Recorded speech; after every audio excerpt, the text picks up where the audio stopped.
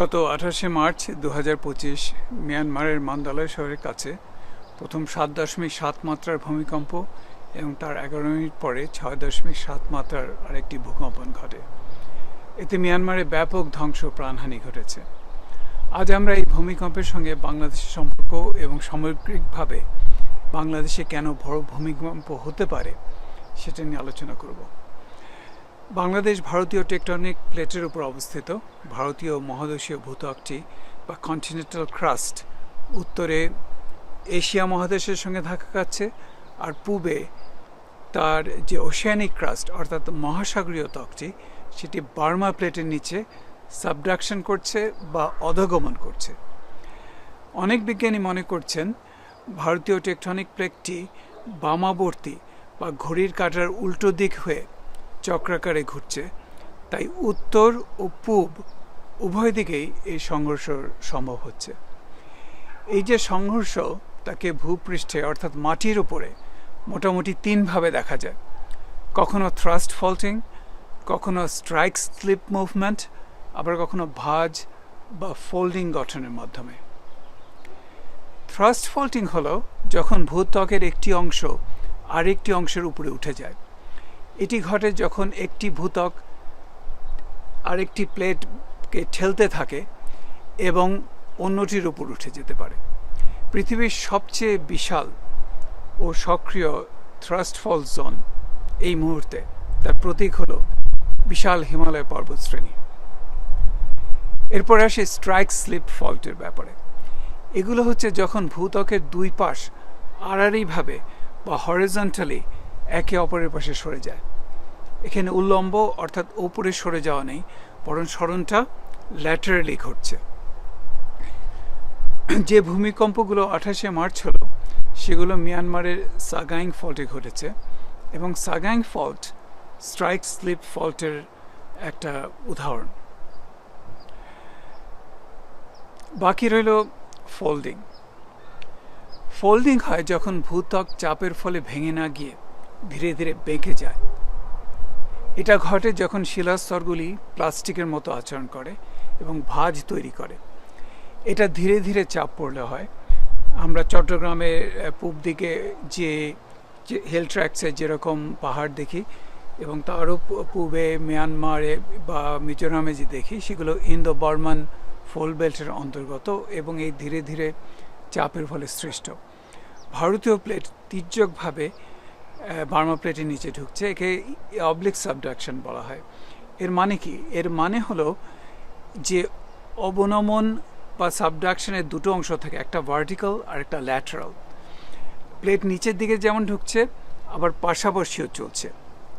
খেয়াল আছে, আমি এর আগে বলেছিলাম অনেক বিজ্ঞানী মনে করছেন ভারতীয় প্লেট টেকটনিক প্লেটটি বামাবর্তী বা ঘড়ির কাঁটার উল্টো দিকে চক্রাকারে ঘুরছে। এর ফলে যেমন ফোল্ডিং হতে পারে, আবার যেমন ইন্দো বার্মান ফোল্ডিং রেঞ্জের কথা বলছি, পার্বত্য অঞ্চল, আবার স্ট্রাইক স্লিপ ফল্ট হতে পারে, যেমন সাগাইং ফল্ট। এবার সাগাইং ফল্ট লাইনে যে ভূমিকম্প হলো সেটা নিয়ে একটু কথা বলি। মিয়ানমারের মান্দালয় শহরের কাছে সাগাইং ফল্টের ভেতর প্রথম 7.7, তারপরে আবার কিছুক্ষণ পরেই 6.7, খুব বড় বড় ভূকম্পন বলা যায়। এবং এখন পর্যন্ত সেখানে বহু 4 মাত্রার ভূকম্পন ঘটে চলেছে। অনেকের কাছে প্রশ্ন হলো, ব্যাংকক শহরে যেটা কিনা এই কম্পনগুলোর এপিসেন্টার থেকে প্রায় 1000 কিলোমিটার দূরে, আর যেখানে ঢাকা মাত্র 600 কিলোমিটার দূরে, তাহলে ব্যাংকক কেন ঢাকার তুলনায় বেশি কম্পন অনুভব করেছে? আপনারা অনেকেই ব্যাংককের উঁচু বিল্ডিংগুলোর দোলার অসিলেশনের ভিডিও দেখেছেন, এমনকি একটি নির্মীয়মান ভবন পুরোপুরি ভেঙে যাওয়ার দৃশ্য। এখানে মনে হয় অন্তত দুটো মূল জিনিস কাজ করছে।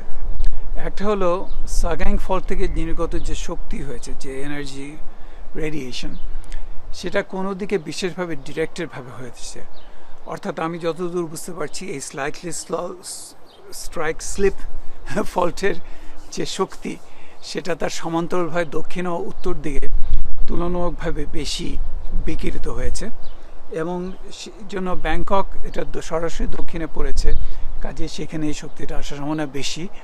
আর দ্বিতীয়ত সাগাইং ফল্ট ও ঢাকার মধ্যে একটা জিওলজিক্যাল ব্যারিয়ার রয়েছে, এই যে ইন্দো বার্মান পর্বত অঞ্চলের কথা বলছি এটা হচ্ছে সাবডাকশন জোনেরও একটা অংশ। কাজেই এই ধরনের পাথর পূর্ব থেকে আসার শক্তিকে কমিয়ে দিতে পারে, সেটাকে অ্যাবজর্ব করতে পারে বা বিচ্ছুরিত করতে পারে।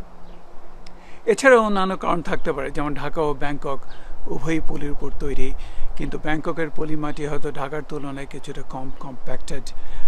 এরকম আরও কিছু কারণ হয়তো দেখানো যেতে পারে, যেটা ব্যাংককে ভূমির দোলনকে হয়তো আনকম্প্যাক্টেড সয়েল দোলনকে বেশি সাহায্য করেছে। 2016 সালে 6.9 মাত্রার সাগাইং ফল্টের আরেকটা ভূকম্পন হয়েছিল, সেটাও কিন্তু বাংলাদেশে সেরকম বড় প্রভাব রাখেনি। এবার আসি বাংলাদেশের সঙ্গে সংযুক্ত ফল্টগুলোর ব্যাপারে। প্রথমে বলি 3টি বড় ফল্টের কথা, যেগুলো ভূমিকম্পের উৎস হতে পারে, যেমন ডাউকি ফল্ট, মধুপুর ফল্ট এবং চট্টগ্রাম আরাকান ফল্ট, এবং উত্তরে সেটা ত্রিপুরা পর্যন্ত বিস্তৃত। এছাড়া আরও উত্তরের কথা বলছি, হিমালয় ফল্টের সমান্তরাল, হিমালয়ের সঙ্গে কতগুলো সমান্তরাল ফল্ট আছে যেগুলোতে ভূমিকম্প বঙ্গীয় অববাহিকায় প্রভাব রাখে। ডাউকি ফল্ট হচ্ছে একটা থ্রাস্ট ফল্ট, এর মধ্যে কিছু স্ট্রাইক স্লিট উপাদানও থাকতে পারে, অর্থাৎ পাশাপাশি সরবরাহ ঘটনা। এটি ভারতীয় শিল থেকে দক্ষিণে যে মহাদেশীয় ক্রাস্ট আছে বা ভূত্বক আছে সেটাকে আলাদা করে দিয়েছে। তাই শিলং মালভূমি থেকে বাংলাদেশের দক্ষিণ অংশ এই ফাটল দিয়ে বিযুক্ত। উত্তর ময়মনসিংহ ও সিলেট অঞ্চলের অবনমন অর্থাৎ নিচে নেমে যাওয়া এবং একই সাথে শিলং মালভূমির ক্রমশ উত্থানের যে কারণ সেটা হচ্ছে ডাউকি ফল্ট। 1897 সনের আনুমানিক একটা 8.8 রিক্টার স্কেলের বিশাল ভূমিকম্পের উৎপস্থল ডাউকি বলে বিশেষজ্ঞরা মনে করেন। এছাড়া এই চ্যুতির অর্থাৎ এই ফল্টের পূর্ব অংশে আনুমানিক 900 খ্রিস্টাব্দে একটি শক্তিশালী ভূকম্পনের লক্ষণ পাওয়া গেছে, এটা মানে মাটি খুঁড়ে আর কি। আরেকটা গবেষণা দেখা যাচ্ছে 1548 সনে অন্তত 7.5 মাত্রার ভূমিকম্প এর পশ্চিম অংশ হয়েছে, অর্থাৎ গত 1200 বছরে ডাউকি ফল্ট অন্তত 3বার অন্তত ভেঙেছে বড় ভূমিকম্পে। শিলং মালভূমির দক্ষিণ এবার মধুপুর ফল্টের কথা বলি, ময়মনসিংহের নিচে, এখানেও ভূমিকম্পের সাক্ষ্য পাওয়া গেছে 1885 সালে মানিকগঞ্জের কাছে। আনুমানিক 7 রিক্টার স্কেলের বেশ বেশি একটি ভূমিকম্পকে এই মধুপুর ফল্টের সঙ্গে যোগ করছেন। 1664 সালের আশেপাশেও এখানে প্রায় 7.5 রিক্টার স্কেলের আরেকটি কম্পন হয়েছে বলে কিছু গবেষণায় দাবি করা হচ্ছে। এছাড়া আমি উল্লেখ করব 1923 সনের 7 স্কেলের একটা ময়মনসিংহ আর্থকোয়েক আমরা বলি, সেটা হতে পারে এই ফল্টের সঙ্গে যুক্ত, আবার সেটা ডাউকি ফল্টের সঙ্গে যুক্ত হতে পারে। এটা ইন বিটুইন মধুপুর আর ডাউকি। 2008 সনে এখানে 5 মাত্রার কম্পন পর্যন্ত অনুভূত হয়েছিল এবং অনেকেই মনে করছেন এই ফলটা খুবই সক্রিয়, ঢাকা শহরের জন্য বিপজ্জনক, যেহেতু ঢাকা শহরের কোনো জিনিসই ভূমিস্থ পাথরের উপর নির্মিত নয়, বরং অসংখ্যত আনকম্প্যাক্টেড সয়েলের উপর নির্মিত, সেজন্য ভূমিকম্পজনিত কম্পনে সেগুলো ক্ষতিগ্রস্ত হওয়ার সম্ভাবনা বেশি। এখন প্রশ্ন হলো যে মধুপুর অঞ্চলে কেমন করে একটা ফল্ট লাইন দেখা গেল। মধুপুর ফল্ট মূল যে সাবডাকশন জোনের কথা বলছি তার অংশ নয়, বরং এটি বিভিন্ন দিক থেকে আসা চাপের ফলে গড়ে উঠেছে, যাকে বলা হয় একটা ইন্ট্রাপ্লেট ডিফর্মেশন জোন। কোন কোন দিক থেকে চাপ, যেমন উত্তরের হিমালয়ে যে ফ্রন্টাল থ্রাস্ট সিস্টেম আর কি, সেটার থেকে আসে, বা শিলং মালভূমি যে ডাউকি ফ্রন্ট থেকে আসছে উত্তর থেকে এটার চাপ, পূব দিকে চট্টগ্রাম ত্রিপুরা ফোল্ডিং সিস্টেম সেগুলো থেকে একটা চাপ আসছে এদিকে, এবং মধুপুর ট্র্যাকটা একটা তুলনামূলকভাবে সলিড ব্লক, এবং এর পাশে হচ্ছে অ্যালুভিয়াল অঞ্চল, পাশে পলিমাটির সঙ্গে তার একটা সীমানায় চাপ জমবে এবং এই ফলটা সে কারণেই গঠিত হয়েছে।